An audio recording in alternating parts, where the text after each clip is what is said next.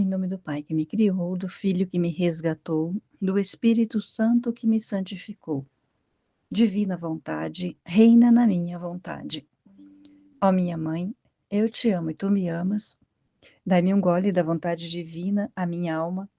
Me abençoa, Mãe, para que todas as minhas ações sejam feitas diante dos vossos olhos maternais. Amém. Suprema Majestade, eu venho em sua vontade divina, em nome de todos, do primeiro ao último homem que existirá na terra, para dar a ti as homenagens que tendes direito, as adorações, os louvores, o amor, as reparações, por todos e por cada pecado. Vem o Senhor na sua divina vontade, dou-te a minha vontade humana, por meio do Imaculado Coração de Maria, que possui todos os dons e os frutos da divina vontade. Dai-me, Senhor, então a tua divina vontade. Venha, ó divina vontade, nesta ação que eu estou a fazer, e em todas as ações que eu farei durante este dia. Amém. Fiat. Vinde, Espírito Santo, vinde por meio da poderosa intercessão do Imaculado Coração de Maria, vossa amadíssima esposa e nossa mãe. Amém. Continuando a leitura do Livro do Céu, estamos no volume 12. Para você que está nos ouvindo, se inscreve no nosso canal, dá uma força aí, tudo que nós fazemos é para Jesus. No volume 12, né? O capítulo é o 53. Dia 2 de julho de 1918, Luísa escreve: enquanto a alma se abandona em Jesus, ele abandona-se na alma. Eu estava dizendo ao meu amado Jesus: Jesus, eu te amo, mas meu amor é pequeno.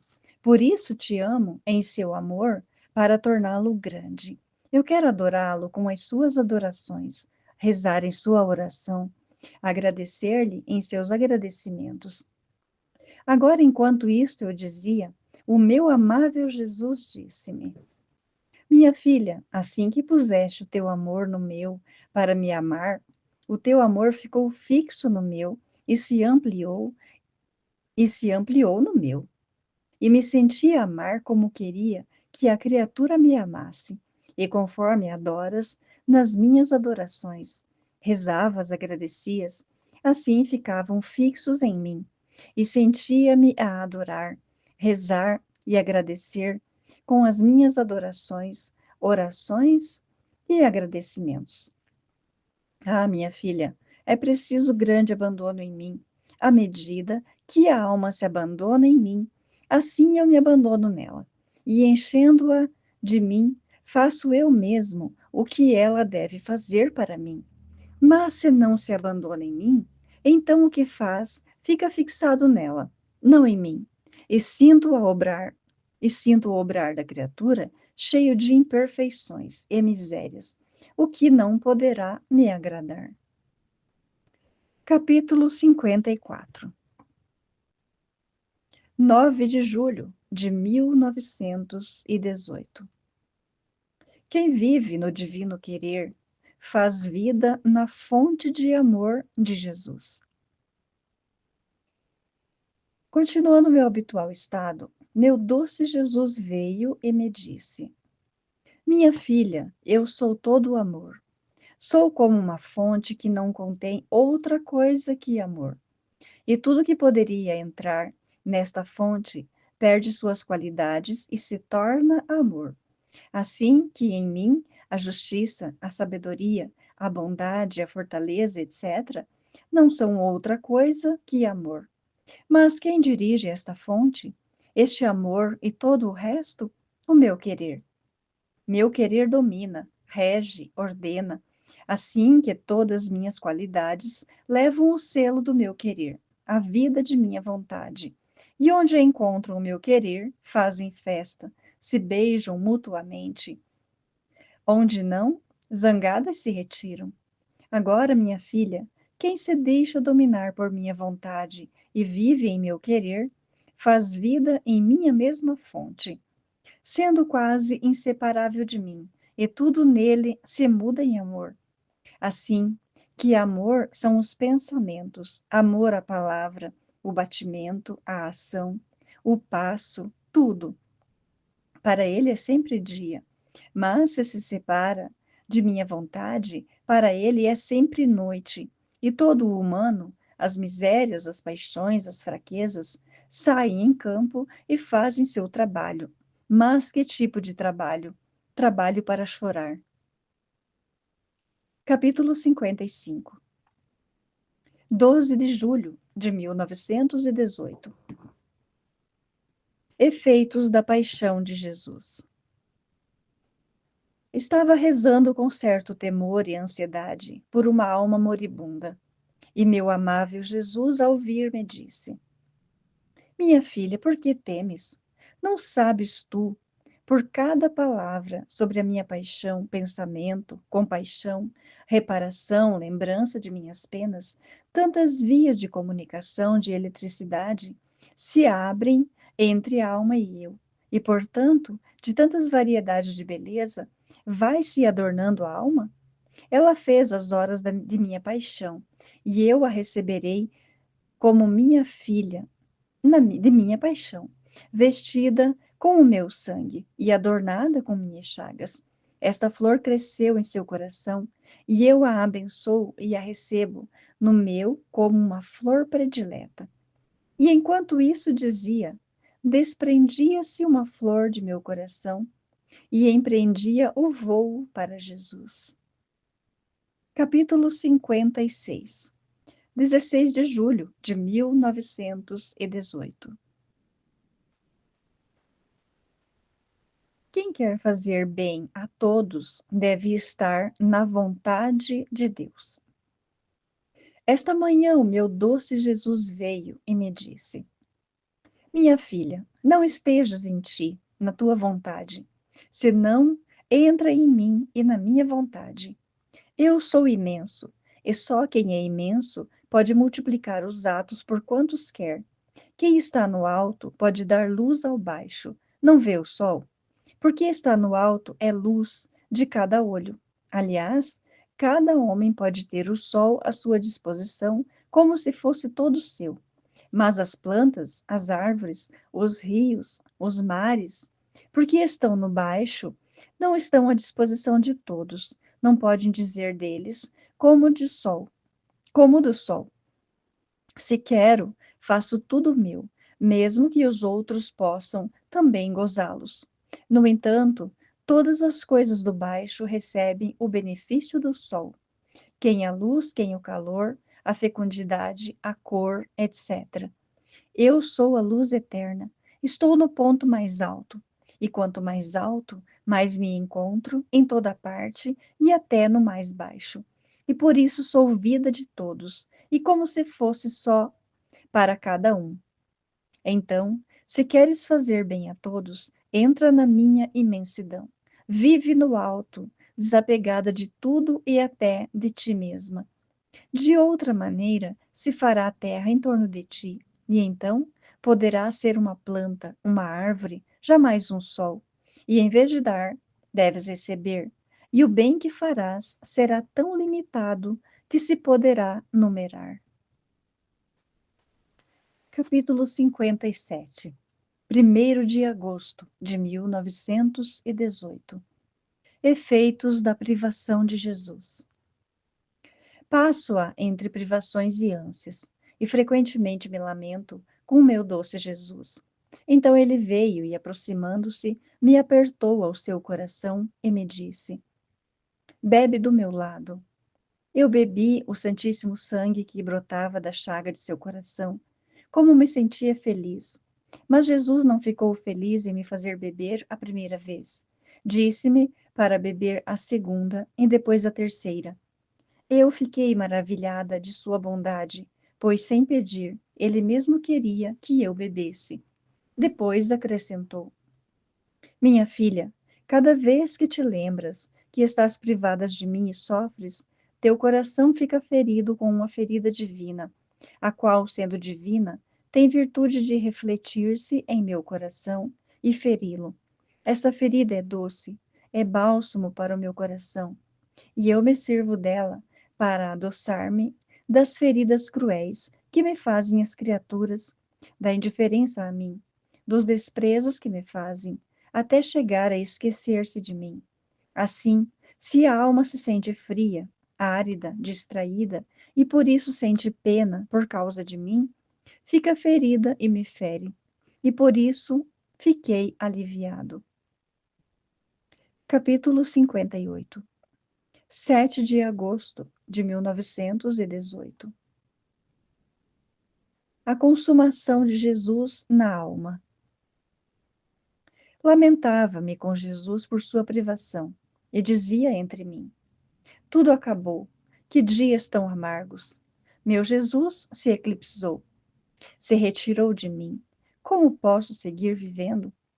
Enquanto isto e outros desatinos eu dizia, o meu sempre amável Jesus, com uma luz intelectual que dele me vinha, disse-me: minha filha, a minha consumação sobre a cruz continua ainda nas almas. Quando a alma está bem disposta e má da vida nela, eu revivo nela como dentro da minha humanidade. As chamas do meu amor queimam-me. Sinto o desejo de o testemunhar às criaturas e de dizer: vendo, vede quanto vos amo. Não estou contente por me ter consumado sobre a cruz por vosso amor, mas quero consumar-me nesta alma por vosso amor, porque me deu vida nela. E por isso faço sentir a alma a consumação de minha vida nela, e ela se sente como estreitada, sofre agonias mortais. Não sentindo mais a vida de seu Jesus nela, se sente consumir, conforme sente faltar minha vida nela, da qual estava habituada a viver. Debate-se, treme, quase como a minha humanidade sobre a cruz, quando a minha divindade, subtraindo-lhe a força, a deixou morrer. Esta consumação na alma não é humana, mas toda divina, e eu sinto a satisfação como se outra minha vida divina se tivesse consumido por amor meu. E como não é sua vida que se consumiu, senão a minha, a que já não sente mais, que já não vê, parece-lhe que eu tenha morrido para ela. E as criaturas renovam os efeitos de minha consumação, e a alma duplico a graça e a glória. Sinto o doce encanto e os atrativos de minha humanidade, que me fazia fazer o que eu queria. Por isso, deixa-me fazer também tu o que quero fazer em ti. Deixa-me livre e eu desenvolverei a minha vida. Outro dia me lamentava e dizia: como me deixou? E Jesus, sério e imponente, me disse: cala-te, não digas tolices, não te deixei, estou no fundo de tua alma, por isso não me vês. E quando me vês, é porque saio à superfície de tua alma. Não se distraia, eu te quero toda atenta em mim, para poder te ter para o bem de todos. Capítulo 59. 12 de agosto de 1918. A paixão predominante de Luísa, que Jesus a libere do estado no qual sua vontade a colocou. Continuando meu estado habitual, estava pensando entre mim que se o Senhor quisesse uma coisa de mim, devia dar-me um sinal, e era de libertar-me da vida do sacerdote. Então o bendito Jesus se fez ver em meu interior com uma esfera na mão, como querendo atirá-la à terra. E depois me disse: minha filha, esta é tua paixão predominante, que te liberte das condições nas quais minha vontade te pôs. Eu te tenho neste estado por causa de todo o mundo, e me sirvo de ti para não jogá-lo e destruí-lo de todo. Em troca, qualquer outra coisa com a qual você pudesse fazer o bem seria somente uma pequena parte. E eu, Jesus meu, eu não sei entender. Você me tem sem sofrer. Parece que me suspendeu do estado de vítima e logo me diz que te serve de mim para não destruir o mundo todo? E Jesus: no entanto, é falso que não sofras. No máximo, não sofres penas tais para desarmar-me de todo. E se alguma vez ficas suspensa, não é por tua parte, por teu querer, porque se fosse assim, entraria tua vontade. Ah, tu não podes compreender a doce violência que me fazes com a tua espera, com sentir de suspensa, com não me ver como antes, e apesar disto permanecer no teu posto, sem te apartar em nada. E além disso, quero ser livre sobre ti. Quando me agrade, e terei suspensa, te terei suspensa. Quando não te terei atada, te quero em poder de minha vontade, sem tua vontade. Se está contente, assim podemos continuar. De outra maneira, não. Outro dia me sentia mal, com um contínuo devolver tudo e o como, e estava dizendo ao meu doce Jesus: meu amor, o que perde com me dar a graça de não sentir necessidade de tomar alimento, pois me vejo obrigada a devolvê-lo tudo? Digo-o só por obedecer, e meu amável Jesus me disse: minha filha, o que dizes? Cala-te, cala-te, não o digas mais. Deves saber que se tu não tivesses necessidade de alimento, eu faria morrer de fome os povos. Mas tendo tu necessidade, podendo servir as tuas necessidades, eu, por amor teu e por causa tua, dou as coisas necessárias às criaturas. Por isso, se eu te ouvisse, tu irias querer mal aos outros, mas, ao tomar o alimento e depois devolvê-lo, fazes bem aos outros, e o teu sofrimento glorifica-me.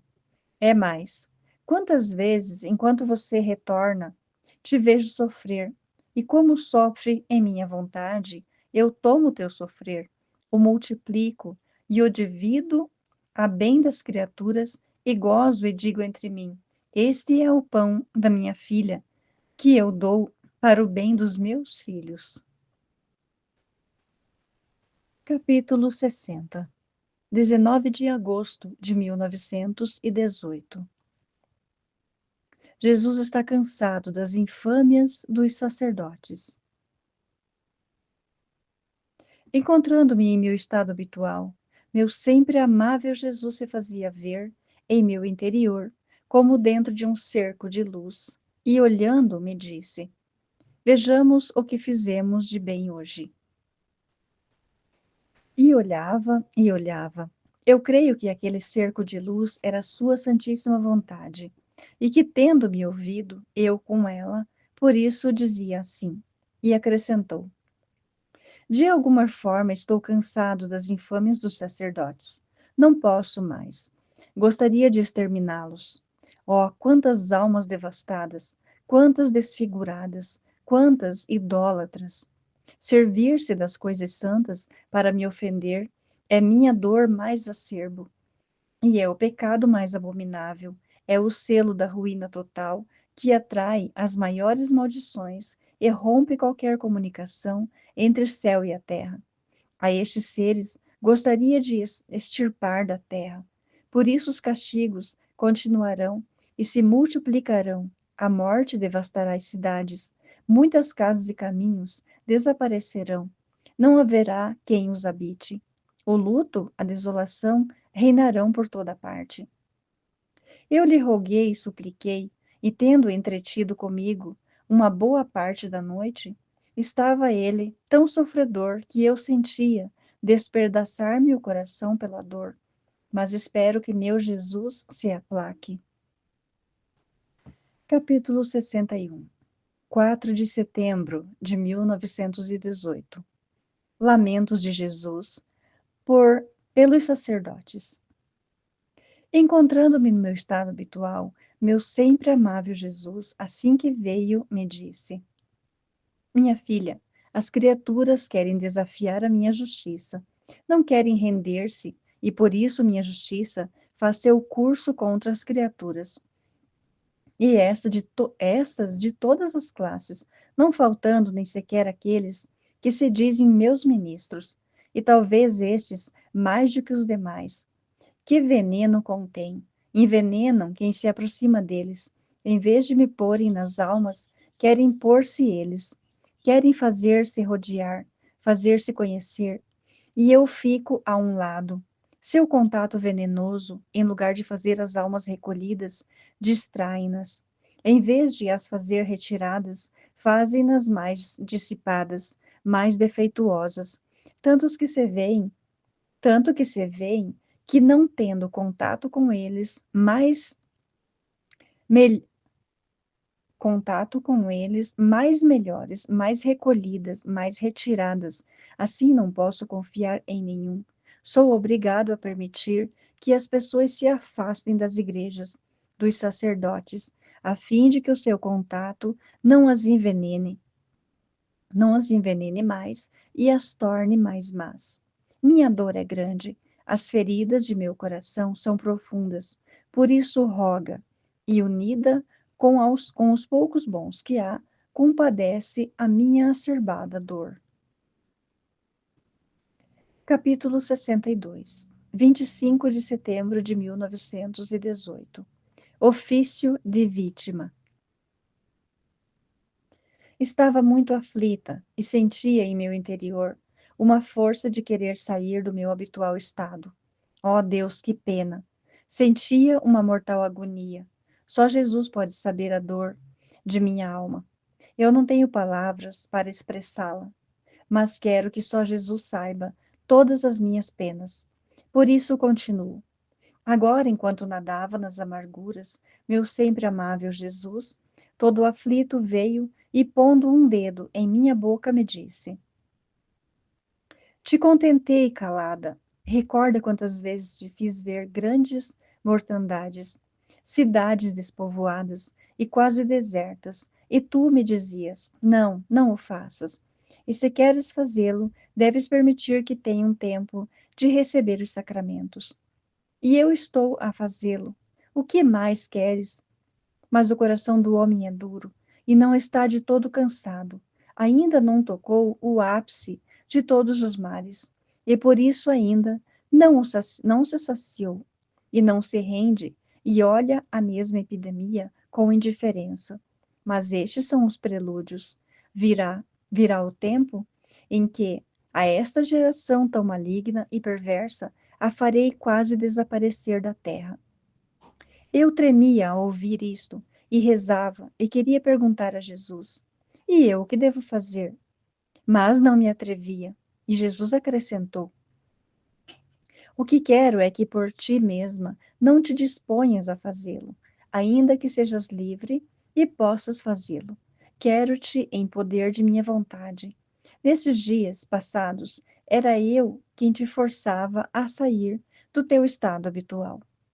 Queria ampliar o flagelo da epidemia e não queria ter-te em teu estado para estar mais livre. Capítulo 63. 3 de outubro de 1918. Como a justiça deve ser equilibrada. Estava rogando ao bendito Jesus que se acalmasse, e quando chegou lhe disse: Meu amor, Jesus, como é feio viver nestes tempos. Por toda parte se ouvem lágrimas e se vêem dores. O coração me sangra, e se o seu santo querer não me sustentasse, seguro que não poderia viver mais.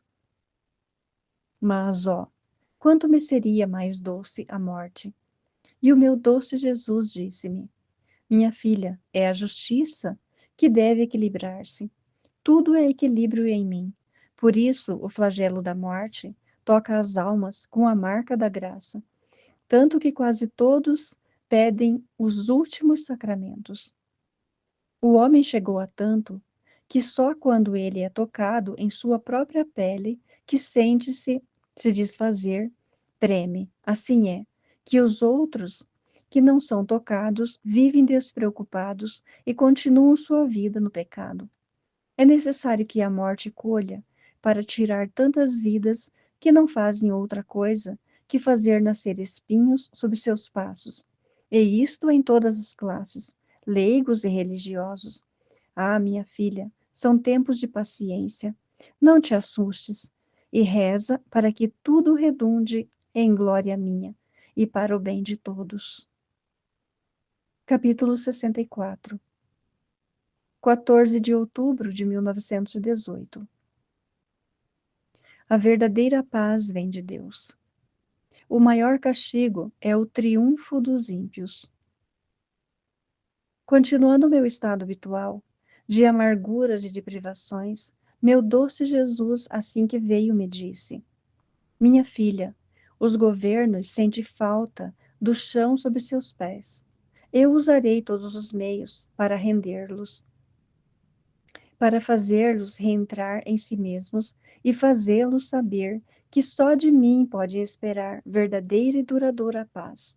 Agora humilho a um e agora ao outro. Agora os faço tornar-se amigos e agora inimigos. Farei de tudo para rendê-los. Lhes farei falta os braços.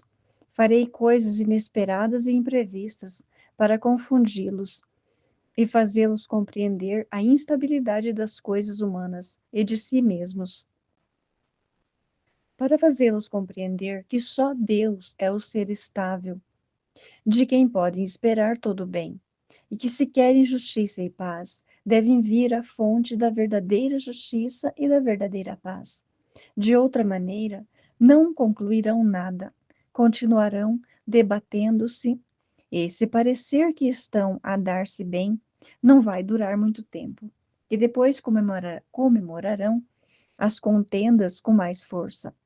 Minha filha, para como estão as coisas, só o meu dedo onipotente pode ajustá-las, e a seu tempo a porei. Mas grandes provas se necessitam, e haverão no mundo. Por isso, se necessita grande paciência. Depois acrescentou com um sotaque mais comovente e doloroso: Minha filha, o maior castigo é o triunfo dos perversos.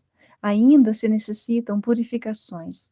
E os maus, com o seu triunfo, purificarão a minha igreja. Mas depois os triturarei e os espalharei como pó ao vento. Por isso não te impressione pelos triunfos que houve, mas chora comigo por sua triste sorte. Capítulo 65. 16 de outubro de 1918. Prevê as guerras e o destino de alguns países. Sentia-me muito afligida pela privação de meu amável Jesus, e a minha mente era afligida pelo pensamento de que tudo havia sido em mim, ou o trabalho da fantasia ou do inimigo, porque correm notícias de paz e de triunfo para a Itália. E eu lembrava que meu doce Jesus me havia dito que a Itália será humilhada. Que pena, que agonia mortal, pensar que a minha vida era um engano contínuo. Sentia que Jesus queria falar comigo, e eu não queria ouvi-lo. Rejeitava-o. Lutei assim 3 dias com Jesus, e muitas vezes estava tão cansada que não tinha forças para rejeitá-lo. E então Jesus dizia e dizia, e eu, tomando força, em seu próprio falar, lhe dizia: Não quero saber nada. Finalmente Jesus cercou-me o pescoço com o seu braço e disse-me: Acalma-te, acalma-te, sou eu. Escuta-me. Não lembras-te que meses atrás, lamentando-te comigo da pobre Itália, te disse: Filha minha, perde quem vence e vence quem perde. A Itália, a França já foram humilhadas e não serão mais enquanto não forem purificadas e voltarem a mim livres, independentes e pacíficas. No triunfo puramente aparente que gozam, já sofrem a maior humilhação, porque não elas, senão um estrangeiro que nem sequer é europeu, é o que veio lançar o inimigo. Assim que se pudesse dizer triunfo, que não o é o do estrangeiro. Mas isto é nada. Agora, mais do que nunca, perdem mais, tanto no moral como no temporal, porque isto os fará dispor-se e cometer maiores delitos. Os encarnecidas revoluções internas que superarão a mesma tragédia da guerra. E, além disso, o que te disse não se refere apenas aos tempos presentes, mas também aos futuros. E os que não se realizam agora se realizará depois. E se nisto algum encontra dificuldades, dúvidas, significa que não entende meu falar. Meu falar é eterno, como sou eu. Agora quero dizer-te uma coisa consoladora. A Itália e a França vencem e a Alemanha perde. Todas as nações têm as suas manchas negras, e todas merecem ser humilhadas e esmagadas. Haverá desordem geral, desordem por toda parte, com o ferro, com o fogo e com a água, com mortes repentinas, com males contagiosos. Renovarei o mundo, farei coisas novas. As nações farão uma espécie de torre de Babel, chegarão a não se entender, nem sequer entre elas mesmas. Os povos se rebelarão entre eles, não quererão mais reis, todos serão humilhados, e a paz virá só de mim. E se ouves falar de paz, não será verdadeira, senão aparente. Quando estiver purificado tudo, porei o meu dedo em modo surpreendente e darei a verdadeira paz. E então, todos aqueles que serão humilhados voltarão a mim, e a Alemanha será católica. Tenho grandes desígnios para ela, na Inglaterra, na Rússia, e onde quer que o sangue tenha sido derramado, ressurgirá a fé e se incorporarão à minha igreja. Será o grande triunfo e a união dos povos. Por isso reza, é preciso paciência, porque não será tão cedo, senão que se levará a tempo. Amém? Fiat. Jesus, eu confio em vós.